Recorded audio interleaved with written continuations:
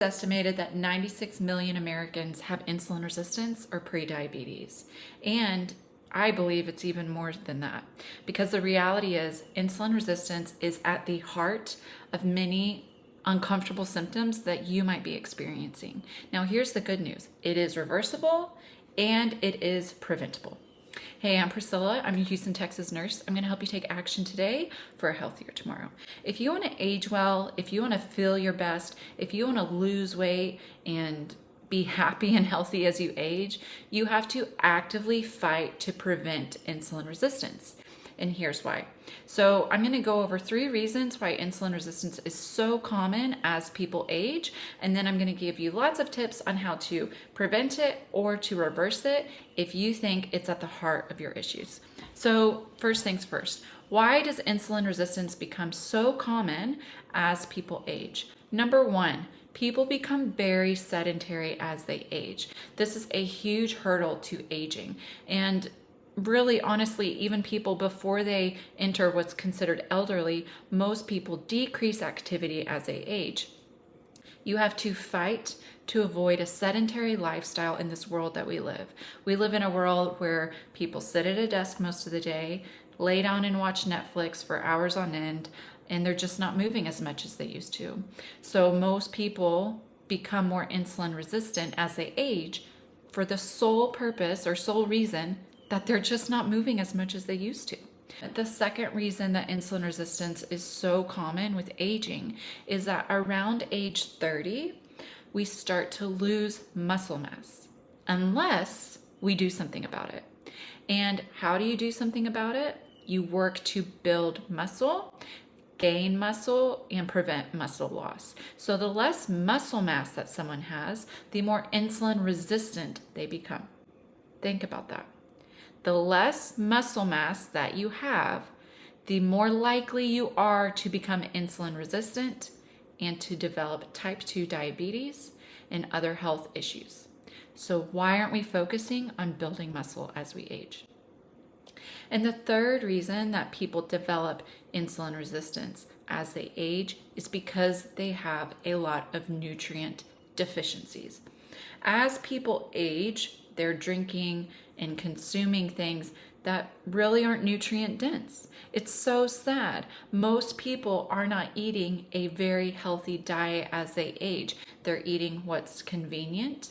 They're eating a lot of processed foods, and all of these things are not going to help you reverse or prevent insulin resistance. So since we have those things in line there, here's how you can take action today to prevent this problem down the road and to help you reverse it if it's at the heart of any of your issues. And if you're dealing with any hormone imbalance, abdominal weight gain, you're a female who has gone through menopause or is going through menopause, and you just think that you can't quit the weight gain that's going on.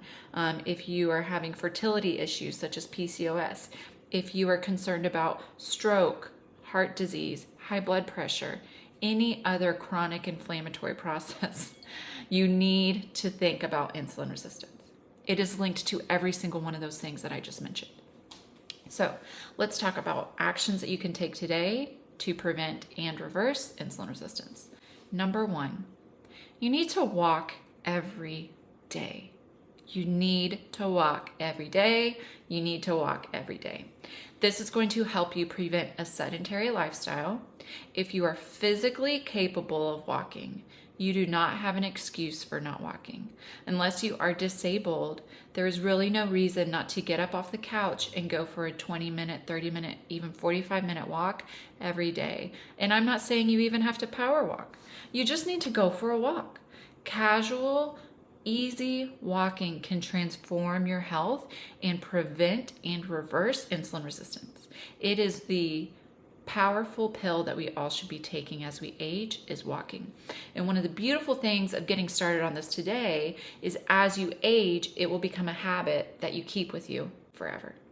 So my recommendation is just to meet yourself where you are. If you're not walking at all, get to walking. Incorporate 20 minutes of walking, 10 minutes of walking if you can't do anything more. and then slowly increase that over time. There's a lot of research to back up a total of 150 minutes of zone 2 cardio per week. What does that look like? Around 22 minutes a day.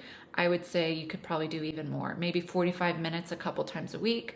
But just to put that in perspective, if you feel overwhelmed trying to get in enough walking, just get in some. That's going to literally change your life. The second thing that you should do to prevent and or reverse insulin resistance is you need to build muscle.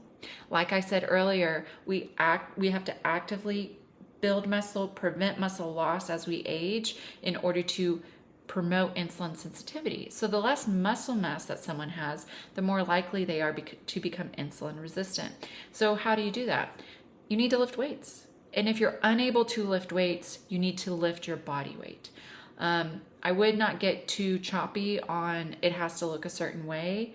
You just need to get moving. One of the horrible aspects to a sedentary lifestyle is that it promotes muscle loss. So if you're sitting on the couch all day, you're sitting at a computer, however it's dressed in your life to be sedentary, you need to move your body in some way, shape, or form. The first thing is you need to go for a walk, like I said.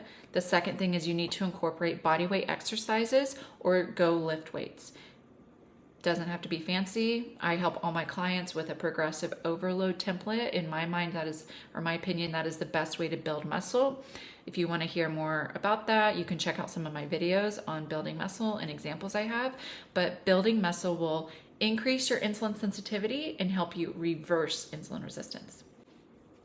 The third thing that you need to do is you need to address nutrient deficiencies.